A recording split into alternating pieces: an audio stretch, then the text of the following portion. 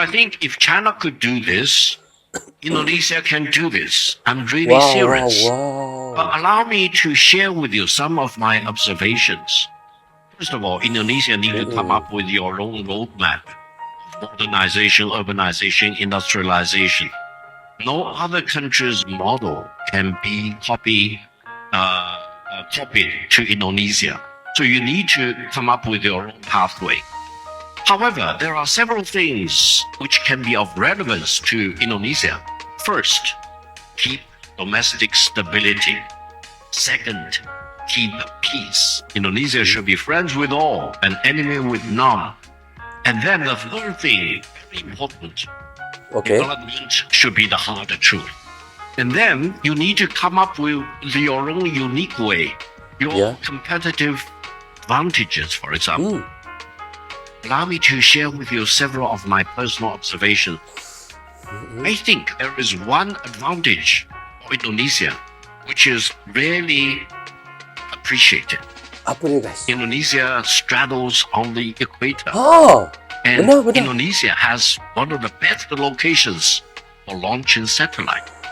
Therefore, my advice is that the Indonesian government need to leapfrog. You can easily leapfrog into one of the leading satellite launching centers. That means Indonesia should develop your space program and attract funding from all countries, including, for example, from the Muslim countries, the Gulf countries, as mentioned, and become an important launching center for satellite. And if I volunteer, I can try to help you. You know, in China, we have the closest launching center close to the equator. It's about 20 degrees north of the equator. And China can really participate in this Indonesian-based satellite center if you do it right. So I think... Okay guys, ini adalah kata-kata sendiri daripada Victor Gore, Wakil Presiden Center for China and Globalization, yang menyampaikan 3 kunci penting agar Indonesia bisa maju di Indonesia Economic, katanya, iaitu adalah salah satu hal yang jarang dibahas, iaitu potensi Indonesia sebagai pusat peluncuran satelit dunia. Alasannya adalah Indonesia adalah terletak tepat di garisan khatulistiwa guys, yang ramai yang tidak sadar perkara itu, posisi strategis yang sangat menguntungkan untuk peluncuran ke orbit. Jika potensi ini dimanfaatkan serius, katanya juga, Indonesia tak hanya jadi penonton perkembangan teknologi global, tapi bisa jadi pemain utama, iaitu untuk menjadi pusat peluncuran satelit dunia guys.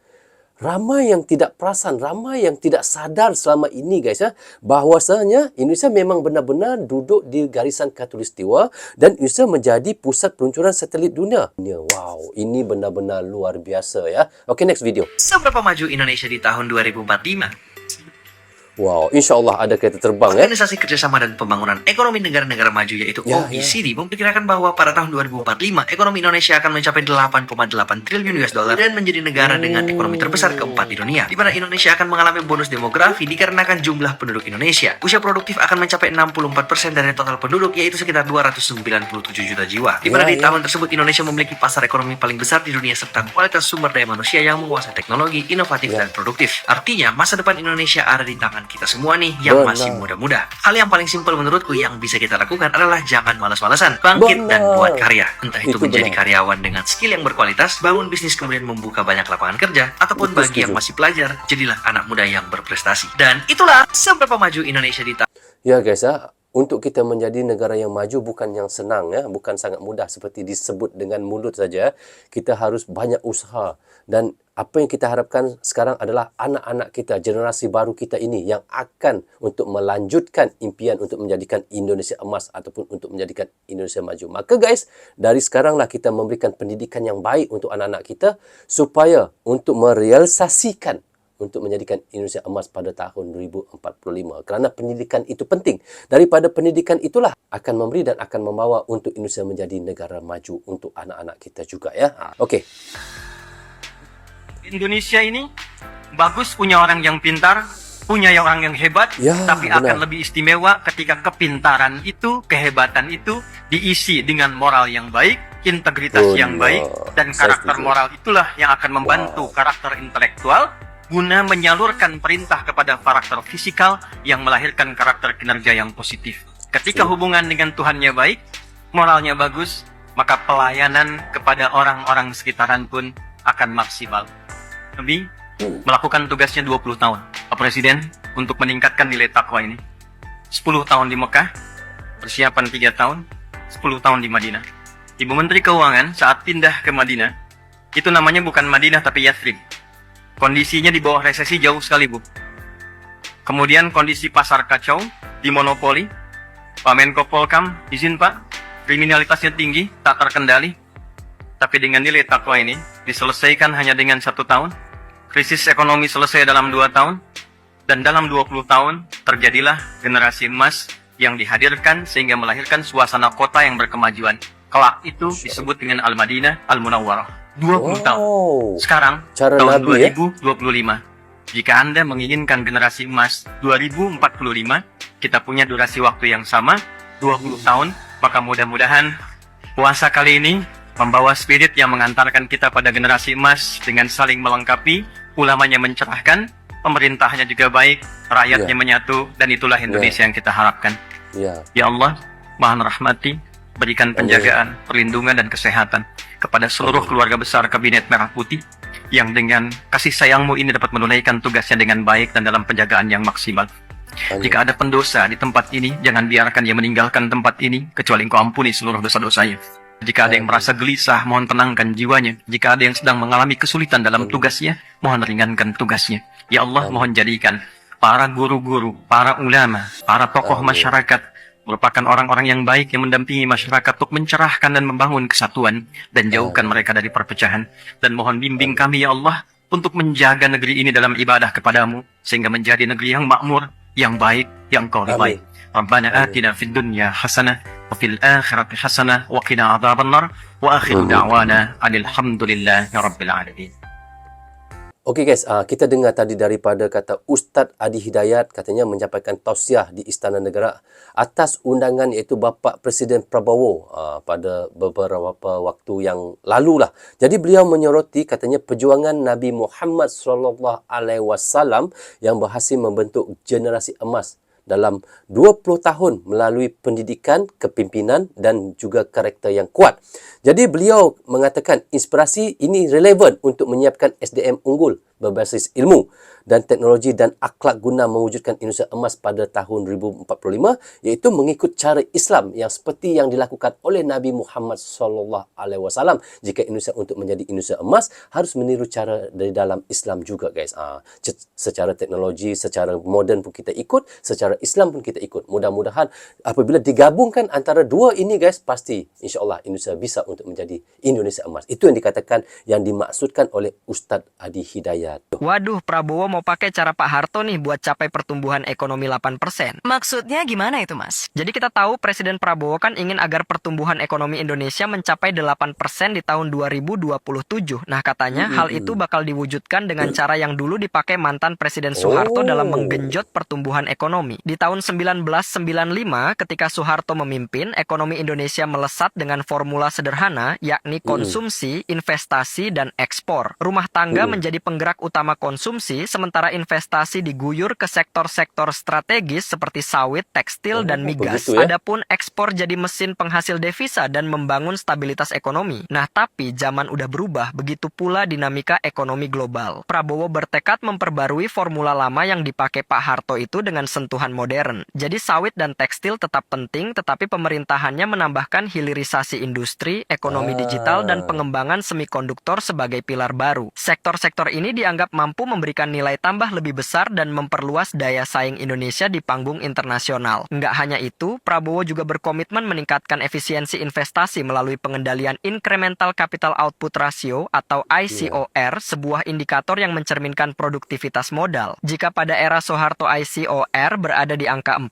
kini Indonesia harus menurunkan kembali dari posisi 6 untuk mencapai pertumbuhan yang lebih cepat dan efisien. Dengan strategi ini, Pak Prabowo nggak hanya bercita-cita mencetak angka 8%, tetapi juga menciptakan pondasi ekonomi yang lebih kokoh dan modern. Oh, begitu ya. Kalau menurut Okey guys, tidak salah untuk Bapak Prabowo meniru cara itu Pak Soeharto dulu untuk mencapai 8% kayak dulu waktu zaman Pak Harto. Tidak salah guys, tetapi kita adukkannya ataupun kita campurkannya, kita olahkannya dengan cara yang moden. Yang lama diolahkan dengan cara yang moden, dicampurkan sekali, insya-Allah perkara itu lebih hebat lagi dan lebih maju lagi nanti.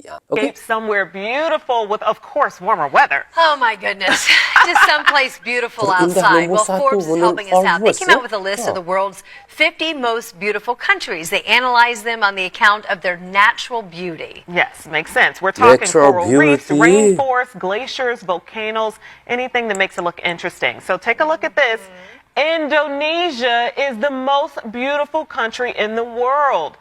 17,000 world. islands and 31,000 miles of coral reef. All right. Di 2030 nanti, Indonesia bakal punya kesempatan untuk jadi negara maju, keluar dari middle 2030. income country dan masuk jadi high income country. Wah, seriusan? Emang gimana caranya? Iya, seriusan. Malah ini tuh bergantung di tangan kalian juga loh guys. Nggak percaya, jadi begini. 2030, Kalian harus guys. paham bahwa Indonesia itu sedang menghadapi yang namanya bonus demografi. Nah, bonus demografi itu apa? Bonus demografi itu arti simpelnya, negara lagi kedapatan banyak penduduk usia produktif, alias penduduk usia kerja guys. Nah, di tahun 2030 nanti akan jadi puncaknya bonus demografi Indonesia. Diperkirakan akan ada penduduk usia kerja yang jumlahnya mencapai 201 juta orang, alias setara 68,1% dari jumlah penduduk. Dengan kata lain, negara kita bakal kebanjiran SDM di 2030 guys. Oh gitu. Nah, kebanjiran SDM ini nantinya bisa bermanfaat untuk negara guys, yakni bikin negara jadi high income, tapi dengan syarat SDM harus udah pada dapat kerjaan dan berani berusaha, harus punya keahlian sesuai kebutuhan industri, bisa menguasai teknologi terkini dan menguasai ilmu wirausaha. Sebab kalau nanti semua SDM yang jumlahnya ratusan juta itu udah pada kerja ataupun sukses punya usaha, barulah negara kita bakal punya rakyat yang sejahtera serta perekonomian yang kuat yang bisa sampai naikin PDB negara, dan jadilah kita negara yang maju karena hal tersebut. Oh gitu. Tidak semudah itu, Ferguson. Tantangan ini nggak cuma problem rakyat, tapi pemerintah kita juga. Sebab agar bisa punya SDM yang siap bekerja itu, pemerintah pun perlu terlibat untuk mengelola SDM-nya juga. Nah, apa ya gerakan pemerintah kita? Kata Menko Perekonomian kita, yaitu Pak Erlangga Hartarto, bonus demografi ini hanya satu kali di dalam sejarah peradaban suatu bangsa. Sekalinya gagal, maka negara akan kelewatan kesempatan besar. Maka dari itu, salah satu program unggulan yang udah dari lama di jalan pemerintah adalah program Kartu Prakerja, di mana kalian bisa mengembangkan diri untuk menghadapi bonus demografi tanpa dipungut biaya loh. Dan sementara ini, untuk penyerapan tenaga kerja, pemerintah lagi ada 200 proyek strategis nasional yang lagi berjalan, yang bisa memberikan lahan bekerja untuk ratusan ribu orang untuk beberapa tahun ke depan. Oh gitu. Nah, Luar gimana biasa, teman-teman? guys. Apakah Indonesia bakal bisa menghadapi bonus demografi? Kalian udah bisa skill apa aja? Oke, next video. Satu hal yang sampai sekarang aku nggak lupakan. Ini sebenarnya pesan dari opa oma aku gitu, dari kakek nenek aku. Mereka selalu bilang semakin tinggi padi semakin merunduk. Jadi itu sih humble dan bagaimana kita menghargai orang di sekitar kita. Nah itu yang sampai sekarang aku pegang sih prinsip itu. Ya. Wah, ini paling penting ya. Semakin kita maju, semakin kita kaya, tetapi kerendahan hati itu harus ada pada diri kita ya. Itu yang paling penting sekali ya. Stop. Dengerin ini sebentar. Ini alasan kenapa rendah hati itu sangat penting. Kita bisa belajar dari siapapun. Tapi kalau kita mau belajar, kita mesti rendah hati. Kalau gelas kosong ini adalah kamu, dan ini adalah orang lain. Kalau kamu angkat gelasmu terlalu tinggi, maka orang lain gak akan bisa memberikan ilmunya kepada kamu. Benar? Kamu gak akan pernah dapat apa-apa selama kamu mengangkat gelasmu terlalu tinggi. Tapi kalau kamu rendah hati dan mau belajar dari orang lain, ini setuju. maka banyak hal yang bisa kamu dapatkan dalam hidup ini. Kadang-kadang ego kita lah yang membuat kita tidak bisa belajar dari siapapun. Merasa lebih tahu, merasa lebih hebat, sehingga akhirnya nggak belajar apa-apa. Jangan angkat gelasmu terlalu tinggi. Rendahkan hatimu dan belajarlah dari orang lain.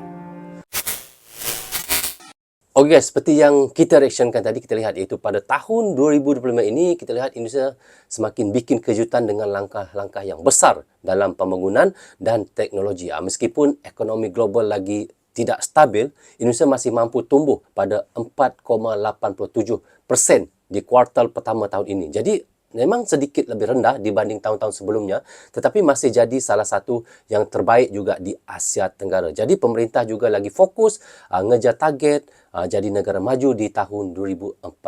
Jadi salah satunya dengan naikin produktivitas dan mengurangkan angka kemiskinan yang sudah makin membaik sejak pandemik ini guys. Jadi di sektor teknologi kita lihat Indonesia tidak main-main ya guys. Microsoft baru saja suntik dana US dollar 1,7 miliar buat bangun infrastruktur iaitu cloud dan AI guys. Sekaligus latih ratusan ribu pekerja digital lokal. Ini langkah besar guys buat siapin generasi muda biar bisa saingi negara-negara maju dalam bidang teknologi. Dan selain itu projek transportasi iaitu kayak MRT Jakarta terus dikembangin. Bahkan sekarang udah mulai bangun jalur baru yang lebih luas dan panjang hubungin Cikarang sampai ke Balaraja guys. Dan ini jelas bikin mobilitas makin gampang dan iaitu dorong pertumbuhan ekonomi sekitar Jakarta. Yang paling menarik sekali kita lihat sekarang ini Indonesia juga semakin serius beralih ke energi bersih iaitu pembangunan PLTA Upper Cisokan di Jawa Barat yang bakal jadi pembangkit listrik tenaga air terbesar dengan teknologi canggih.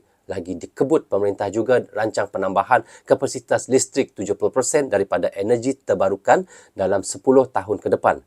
Jadi bukan cuma ngejar status negara maju, tetapi juga kita lihat menjaga kelestarian alam. Dan semua ini tunjuk betapa Indonesia sekarang dah masuk fasa baru dan lebih matang. Jadi lebih berani dan sangat serius jadi pemain utama di rantau Asia ini. Jadi guys, bagaimana video yang kita reactionkan tadi, bagaimana kita lihat kemajuan yang Indonesia kecapi sekarang ini, teman-teman bisa komen di bawah komentar. Rasanya sampai di sini saja untuk reaction kita kali ini. Apapun saya ucapkan terima kasih kepada anda yang sentiasa mendukung Brozo Channel daripada dulu hingga sekarang. Dan bagi teman-teman yang baru saja hadir, jangan lupa klik butang subscribe dan klik tombol loceng tanda dukungan teman-teman kepada Brozo Channel. Yang baik semuanya datang daripada Allah SWT, yang salah dan silap datangnya daripada saya sendiri. Assalamualaikum, goodbye.